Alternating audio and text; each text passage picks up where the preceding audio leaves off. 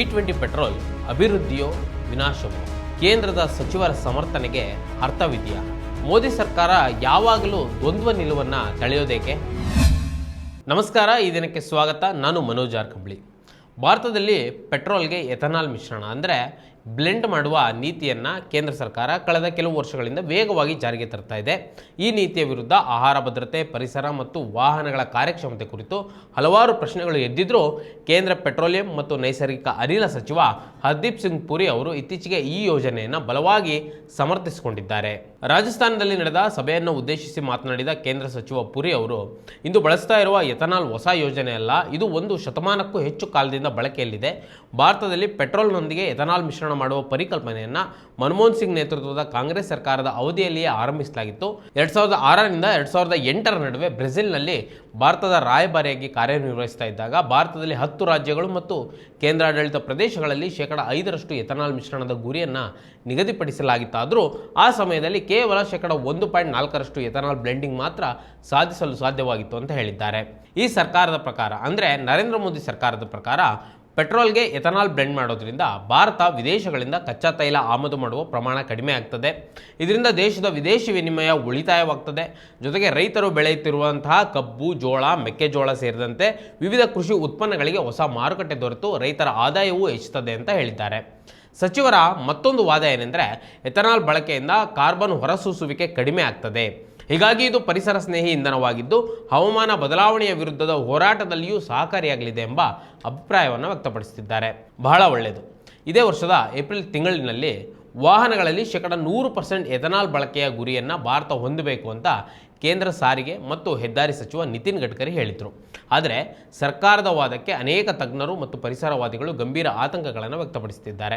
ಭಾರತದಲ್ಲಿ ಅಂದಾಜು 60 ದಶಲಕ್ಷ ಹೆಕ್ಟೇರ್ ಪ್ರದೇಶದಲ್ಲಿ 500 ದಶಲಕ್ಷ ಟನ್ ಕಬ್ಬು ಬೆಳೆಯಲಾಗ್ತಾ ಇದೆ. ಇದರಿಂದ 360 ಲಕ್ಷ ಟನ್ ಸಕ್ಕರೆ ಅಥವಾ 24,000 ಕೋಟಿ ಲೀಟರ್ನಷ್ಟು ಎಥನಾಲ್ ಉತ್ಪಾದಿಸಬಹುದಾಗಿದೆ. ಆದರೆ ಲಭ್ಯವಿರುವ ಕಬ್ಬನ್ನೆಲ್ಲ ಬಳಸಿಕೊಂಡು 360 ಲಕ್ಷ ಟನ್ ಸಕ್ಕರೆ ಉತ್ಪಾದಿಸಿದರೆ ಬೇಡಿಕೆಗಿಂತಲೂ ಉತ್ಪಾದನೆ ಹೆಚ್ಚಾಗಿ ಸಕ್ಕರೆ ದರ ಕುಸಿತದೆ. ಕಬ್ಬು ಬೆಳೆಗಾರರಿಗೆ ದರ ಪಾವತಿಸಲು ವಿಳಂಬವಾಗುವ ಅಪಾಯವಿರುತ್ತದೆ. ಹಾಗೆಯೇ ಎಲ್ಲ ಕಬ್ಬನ್ನು ಎಥನಾಲ್ ಉತ್ಪಾದನೆಗೆ ಬಳಸುವುದೂ ಸಾಧ್ಯವಾಗುವುದಿಲ್ಲ. ಅಷ್ಟು ದೊಡ್ಡ ಪ್ರಮಾಣದಲ್ಲಿ ಎಥನಾಲ್ ಉತ್ಪಾದಿಸಲು ಹಾಗೂ ಬಳಸಲು ನಮ್ಮ ದೇಶದಲ್ಲಿ ಸೂಕ್ತ ವ್ಯವಸ್ಥೆಗಳಿಲ್ಲ. ಸಾಮಾನ್ಯವಾಗಿ ಎಥನಾಲ್ ಉತ್ಪಾದನೆಗೆ ಹೆಚ್ಚಿನ ಪ್ರಮಾಣದಲ್ಲಿ ಕಬ್ಬು ಮತ್ತು ಜೋಳದಂತಹ ಬೆಳೆಗಳನ್ನು ಬಳಸಲಾಗ್ತದೆ. ವಿಶೇಷವಾಗಿ ಕಬ್ಬು ಹೆಚ್ಚು ನೀರು ಬೇಕಾಗುವ ಬೆಳೆಯಾಗಿರೋದ್ರಿಂದ ಈಗಾಗಲೇ ನೀರಿನ ಕೊರತೆ ಎದುರಿಸ್ತಾ ಇರುವಂಥ ರಾಜ್ಯಗಳಲ್ಲಿ ಅಂತರ್ಜಲದ ಮೇಲೆ ಮತ್ತಷ್ಟು ಒತ್ತಡ ಉಂಟಾಗ್ತದೆ. ಇದರ ಜೊತೆಗೆ ಆಹಾರಕ್ಕಾಗಿ ಬಳಸಬೇಕಾದ ಜೋಳ ಮತ್ತು ಇತರ ಧಾನ್ಯಗಳನ್ನು ಇಂಧನ ತಯಾರಿಕೆಗೆ ಬಳಸಿದರೆ ಭವಿಷ್ಯದಲ್ಲಿ ಆಹಾರ ಪದಾರ್ಥಗಳ ಬೆಲೆ ಏರಿಕೆಯಾಗುವ ಸಾಧ್ಯತೆಯೂ ಇದೆ. ಇವೆಲ್ಲಕ್ಕಿಂತ ಪ್ರಮುಖವಾಗಿ ವಾಹನ ಮಾಲೀಕರಲ್ಲಿಯೂ ಅನೇಕ ಆತಂಕಗಳಿವೆ. ಹಳೆಯ ವಾಹನಗಳು ಹೆಚ್ಚಿನ ಪ್ರಮಾಣದ ಎಥನಾಲ್ ಬ್ಲೆಂಡಿಂಗ್ ಪೆಟ್ರೋಲನ್ನು ದೀರ್ಘಕಾಲ ಬಳಸುವುದು ಕಷ್ಟ ಅಂತ ವಾಹನ ತಜ್ಞರು ಹೇಳ್ತಿದ್ದಾರೆ. ಇದರಿಂದ ಮೈಲೇಜ್ ಕಡಿಮೆ ಆಗುವ ಸಾಧ್ಯತೆ ಇದೆ ಅಂತ ಲಕ್ಷಾಂತರ ಜನರು ದೂರು ನೀಡುತ್ತಿದ್ದಾರೆ. ಇದೇ ರೀತಿ ಎಥನಾಲ್ ಹೆಚ್ಚು ಬಳಕೆಯಿಂದಾಗಿ ವಾಹನಗಳ ಎಂಜಿನ್ಗಳು ಬೇಗನೆ ಹಾಳಾಗ್ತವೆ. ಎಥನಾಲ್ ಪೆಟ್ರೋಲ್ಗಿಂತ ಹೆಚ್ಚು ನೀರನ್ನು ಹೀರಿಕೊಳ್ಳುವ ಕಾರಣದಿಂದ ಎಂಜಿನ್ ತುಕ್ಕು ಹಿಡಿಯುವ ಸಾಧ್ಯತೆಯೂ ಇರ್ತದೆ. ಆದರೆ ಸರ್ಕಾರ ಎಥನಾಲ್ ಬ್ಲೆಂಡಿಂಗ್ನಿಂದಾಗಿ ಯಾವ ವಾಹನಗಳಿಗೂ ತೊಂದರೆ ಆಗೋದಿಲ್ಲ ಅಂತ ಒಂದು ಕಡೆ ಸಮರ್ಥಿಸಿಕೊಳ್ಳುತ್ತೆ. ಇನ್ನೊಂದು ಕಡೆ ವಾಹನ ತಯಾರಿಕಾ ಕಂಪನಿಗಳು ಈಗಾಗಲೇ ಎಥನಾಲ್ ಹೊಂದುವ ಹೊಸ ಇಂಜಿನ್ಗಳನ್ನು ಅಭಿವೃದ್ಧಿಪಡಿಸ್ತಿವೆ ಅಂತ ಹೇಳ್ತದೆ.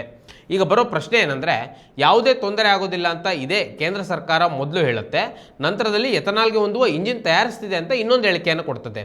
ಯಾಕೆ ನರೇಂದ್ರ ಮೋದಿ ಸರ್ಕಾರ ಯಾವಾಗಲೂ ಈ ರೀತಿಯ ದ್ವಂದ್ವ ನಿಲುವಿನಲ್ಲಿ ಜನರನ್ನು ಸಿಲುಕಿಸ್ತಾ ಇರುತ್ತೆ? ಕೇಂದ್ರ ಸರ್ಕಾರ 2023ರಿಂದಲೇ ಈ ಗುರಿಯನ್ನು ಹಾಕ್ಕೊಂಡಿದೆ. ಈಗಾಗಲೇ E20 ಪೆಟ್ರೋಲ್ ಬಳಕೆಯನ್ನು ಮಾಡ್ತಾ ಇದೆ. ಆದರೆ ಜನರಿಗೆ ಇದರ ಬಗ್ಗೆ ಸರಿಯಾದ ಅರಿವನ್ನೇ ಕೊಟ್ಟಿಲ್ಲ.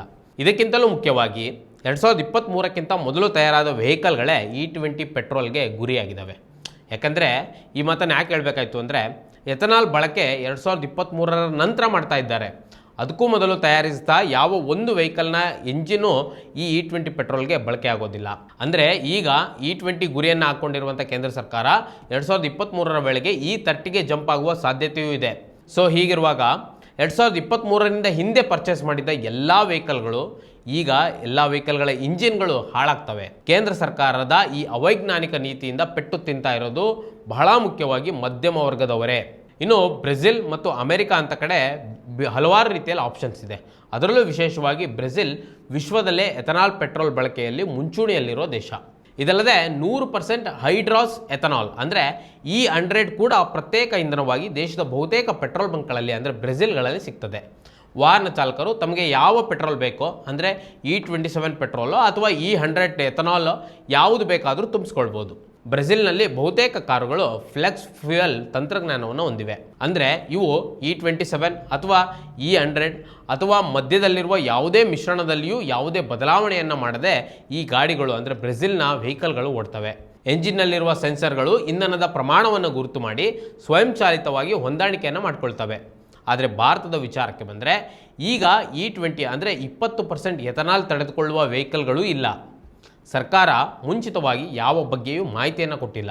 ಇನ್ನು ನಿತಿನ್ ಗಡ್ಕರಿ ಹೇಳಿದಂತೆ ನಾವೇನಾದರೂ 100% ಎಥನಾಲ್ ಅಂದರೆ E100ಗೆ ಏನಾದರೂ ರೀಚ್ ಆದರೆ ನಮ್ಮ ಭಾರತ ದೇಶದ ಬಹುತೇಕ ಮಧ್ಯಮ ವರ್ಗದವರ ಸ್ಥಿತಿಯಂತರೂ ಹೇಳತೀರದಾಗ್ತದೆ. ಕೇಂದ್ರ ಸರ್ಕಾರದ ಈ ರೀತಿಯ ದಿಢೀರ್ ನೀತಿಗಳು ಮಧ್ಯಮ ವರ್ಗದವರನ್ನೇ ಹೆಚ್ಚು ಸಮಸ್ಯೆಗೆ ಈಡು ಮಾಡ್ತವೆ. 2023ಕ್ಕಿಂತಲೂ ಮೊದಲು ತಯಾರಾಗಿರೋ ಒಂದೇ ಒಂದು ವೆಹಿಕಲ್ಗಳು E20ಗೆ ಕಂಪ್ಯಾಟಬಲ್ಲೇ ಅಲ್ಲ.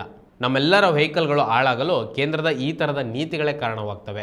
ಕಳೆದ ವಾರ ಇದೇ ಎಥನಾಲ್ ಬಳಸುವ ವಿಚಾರಕ್ಕೆ ಸಂಬಂಧಪಟ್ಟಂತೆ ಸುಪ್ರೀಂ ಕೋರ್ಟ್ನಲ್ಲಿ ಕರ್ನಾಟಕದೇ ಒಂದು ಪ್ರಕರಣಕ್ಕೆ ಸಂಬಂಧಪಟ್ಟಂತೆ ಹೈಕೋರ್ಟ್ ನೀಡಿದ ಮಧ್ಯಂತರ ತೀರ್ಪಿನ ವಿರುದ್ಧ ಸಲ್ಲಿಸಲಾದ ಮೇಲ್ಮನವಿ ವಿಚಾರಣೆ ನಡೀತದೆ. ಹಾವೇರಿ ಮೂಲದ ಸಕ್ಕರೆ ಕಾರ್ಖಾನೆಯ ಡಿಸ್ಟಿಲರಿ ಘಟಕವೊಂದು ಹೈಕೋರ್ಟ್ನಲ್ಲಿ ರಿಟ್ ಅರ್ಜಿಯನ್ನು ಸಲ್ಲಿಸಿ ತಾವು ಸರ್ಕಾರದ ನೀತಿಗೆ ಅನುಗುಣವಾಗಿ ಎಥನಾಲ್ ಉತ್ಪಾದನೆಯನ್ನು ಮಾಡ್ತಾ ಇದ್ದೀವಿ, ತೈಲ ಮಾರ್ಕೆಟಿಂಗ್ ಕಂಪನಿಗಳಿಗೆ ಅದನ್ನು ಸಂಪೂರ್ಣವಾಗಿ ಒದಗಿಸ್ತಾ ಇದ್ದೀವಿ ಅಂತ ಹೇಳಿದ್ದಾರೆ. ಅವರು ತಮ್ಮಿಂದ ವಾರ್ಷಿಕವಾಗಿ 1.44 ಕೋಟಿ ಲೀಟರ್ ಎಥನಾಲ್ ಖರೀದಿಸುವ ಒಪ್ಪಂದವನ್ನು ಮಾಡಿಕೊಂಡಿದ್ದಾರೆ. ಈಗ ತಮ್ಮ ಕಾರ್ಖಾನೆಯು ಸರ್ಕಾರದ ನೀತಿಗೆ ಅನುಗುಣವಾಗಿ ಉತ್ಪಾದನೆಯನ್ನು ಹೆಚ್ಚಿಸಿಕೊಂಡಿದೆ. ವಾರ್ಷಿಕವಾಗಿ 9.9 ಕೋಟಿ ಲೀಟರ್ ಎಥನಾಲ್ ಅನ್ನು ಉತ್ಪಾದಿಸುತ್ತಿದೆ.